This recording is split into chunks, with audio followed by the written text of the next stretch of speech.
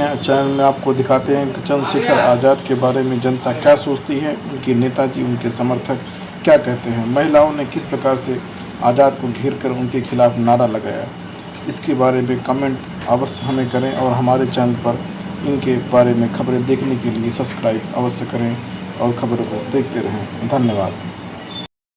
वो भी कहीं लालच दी गई होगी कि तुम हमारे साथ रहो, कलंक लगाओ चंद्रशेखर आजाद पर, हम तुमको भी राज्यसभा भेज देंगे, तुमको करोड़पति बना देंगे। लेकिन एक बात ध्यान रहे कि जिनके पच्चड़ में पड़ी हो, वो जिसको जबह करते हैं ना, उनको पालते बड़े तगड़े। ये जो रोहिणी घावरी जी का ये जो बयान चल रहा है, आज के सुर्खियों में जो चल रही है, इसका एक कहा जाए तो ये कहीं न कहीं बहुत बड़ा भयंकर वाली साजिश है। अच्छा, भयंकर वाली साजिश है। ये बहुत गंभीर साजिश है। हाँ। जिसे स्लो पॉइजन होता है ना, हाँ। स्लो पॉइजन वाली साजिश इस तरह से है। हाँ। जिस हिसाब से सोशल मीडिया पे चंद्रशेखर भैया के खिलाफ एक रोहिणी घावरी जी आकर के उनके खिलाफ बयानबाजी कर रही हैं। इस हिसाब से अगर उनके साथ सच में शोषण हुआ है तो मैं समझती हूँ कि पहले व्यक्ति जाता है कानून के दरवाजा खटखटाता है। तो कानून के दरवाजा खटखटा, जब उसे न्याय नहीं मिलता है या पुलिस रिपोर्ट नहीं दर्ज करती है, तब वह व्यक्ति सोशल मीडिया पे आकर के अपनी विपत्ति बताती है। तो आप ना तो न्यायालय गए, ना आप किसी थाने पर प्रार्थना पत्र दी, और आप आपका शोषण हुआ, आप इस चीज को लेकर के आप सोशल मीडिया पर आप इस चीज को बयान दे रही हैं। तो ये कहीं न कहीं आप अपनी रोहिणी घावरी जी अपनी छवि को कहूँ कि एक महिला का पीड़ा क्या होता है। लेकिन हो सके चंद्रशेखर आजाद जी किए होंगे ऐसा, तभी तो चंद्रशेखर आजाद रावण किए होंगे, तभी तो। बताइए, चंद्रशेखर भैया अगर उनके साथ गलत किए हैं तो जाकर के FIR क्यों नहीं करवाई? उनको जाकर के FIR करवानी चाहिए। तो प्रार्थना पत्र देते, उसी वक्त वो विरोध करती।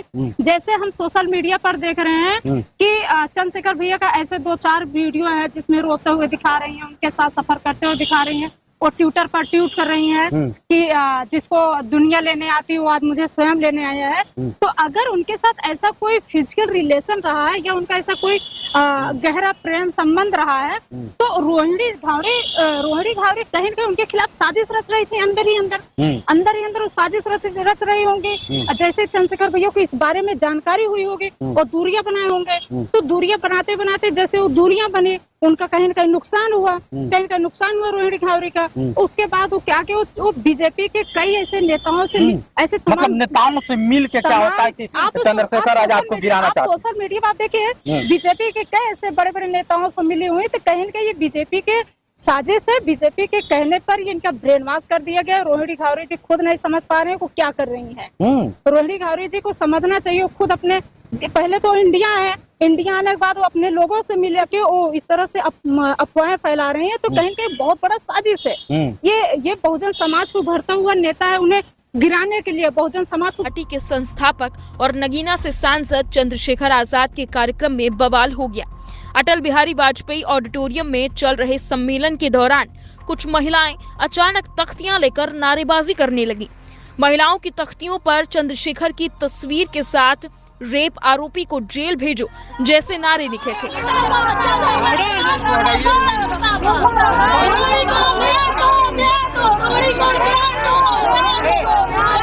कार्यक्रम स्थल पर अचानक पहुंची इन महिलाओं को देखते ही वहां हालात बिगड़ने जैसी नौबत आ गई। एक तरफ प्रदर्शनकारी महिलाएं खड़ी नारेबाजी कर रही थीं, तो दूसरी तरफ भीम आर्मी की महिला सदस्य मोर्चे पर डटी थीं। हालात बिगड़ता देख बीच बचाव करने पुलिस मैदान में उतरी और प्रदर्शनकारियों को चंद्रशेखर के कार्यक्रम स्थल से हटाना शुरू किया। सर्किट हाउस में पहुंची महिलाएं हाथ में तख्ती लेकर नारेबाजी कर रही थी। चंद्रशेखर के खिलाफ मुकदमा दर्ज कर कार्रवाई की मांग कर रही थी। महिलाओं के प्रदर्शन से नाराज आजाद समाज पार्टी के नेताओं में जमकर तू मैं हुई। प्रदर्शनकारी महिलाएं पुलिस द्वारा भगाए जाने से नाराज दिखी। उनके खिलाफ हम लोग प्रदर्शन कर रहे हैं। क्यों? क्या? क्योंकि वो एक नंबर का आदमी है, बलात्कारी आदमी है, और उसको संरक्षण इस तरीके से दिया जा रहा है, हम लोग को भगाया जा रहा है, हम लोग कुत्ते बिल्ली हैं।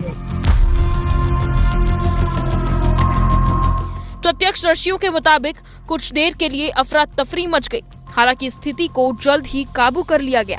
कार्यक्रम फिर से सामान्य रूप से शुरू हो गया। सम्मेलन में चंद्रशेखर ने सामाजिक न्याय, दलित अधिकार और राजनीतिक भागीदारी पर अपने विचार रखे। कार्यक्रम में आजाद समाज पार्टी के कई समर्थक और स्थानीय लोग मौजूद थे।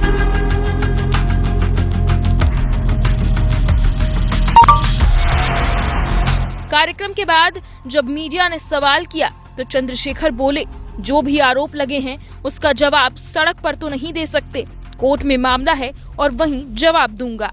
मैं तो जवाब दे चुका हूँ। मैं तो मैं मीडिया से भाग रहा हूँ क्या?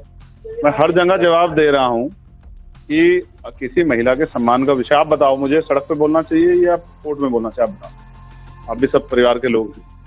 तो मैंने कहा कि मैं कोर्ट में अपनी बात रखूंगा। अब मैं फिर आपको कह रहा हूँ,